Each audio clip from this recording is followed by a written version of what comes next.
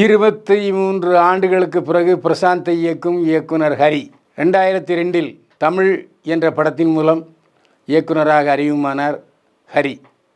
அந்த படத்தில் கதாநாயகன் நடித்தார் பிரசாந்த். இப்போது 23 ஆண்டுகளுக்கு பிறகு மீண்டும் பிரசாந்தை கதாநாயகனாக வைத்து ஒரு படத்தை இயக்குகிறார் ஹரி. அந்த படத்தை பிரசாந்தின் தந்தை நடிகர் தியாகராஜனே தயாரிக்கிறார். சமீபத்திலே பிரசாந்தின் பிறந்தநாள் விழாவை அவருடைய ரசிகர்கள் பிரமாண்டமான முறையிலே கொண்டாடினார்கள்.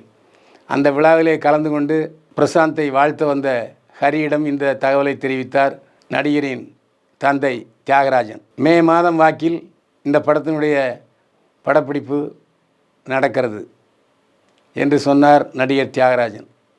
எப்படி தமிழ் படத்தில் காதலும் சென்டிமெண்ட்டும் இருந்ததோ அதே போல் மீண்டும் அதைவிட அதிகமான சென்டிமெண்ட், அதைவிட அதிகமான ஆக்ஷன் உள்ள படத்தை இப்போது நான் இயக்கப் போகிறேன். அதில் பிரசாந்த் கதாநாயகன் நடிக்கிறார் என்றார் இயக்குனர் ஹரி.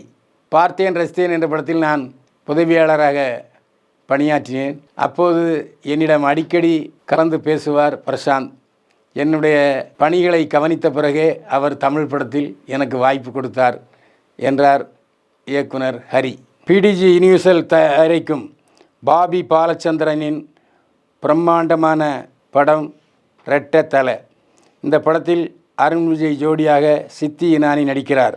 முக்கிய வேடத்தில் தானியா ரவிச்சந்திரன், ஹரிஷ் பராடி, யோகேஷ் சாமி, ஜான் விஜய், பாலாஜி முருகதாஸ் நடிக்கிறார்கள். இந்த படத்தை கிரிஷ் திருக்குமரன் எழுதி இயக்குகிறார். இவர் ஏற்கனவே மான் கராத்தே படத்தை இயக்கியவர். ரெட்டத்தலை படத்தில் அருண் விஜய் பாடி ஆடும் ஒரு நடன காட்சி படமாக்கப்பட்டது.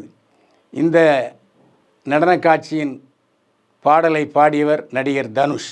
இயக்குனர் ஜெயம் ராஜா சமீபத்தில் பேசும் பொழுது, என்னுடைய படத்தின் கதையின் நாயகளுக்கு இன்ஸ்பிரேஷனாக இருந்தவர் என்னுடைய மனைவி ஹாசினி.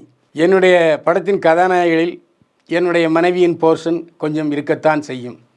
என்னுடைய வாழ்க்கை அனுபவங்களை நான் ஹாசினி மூலமாக சந்தித்து அதை படங்களில் வைக்கிறேன்.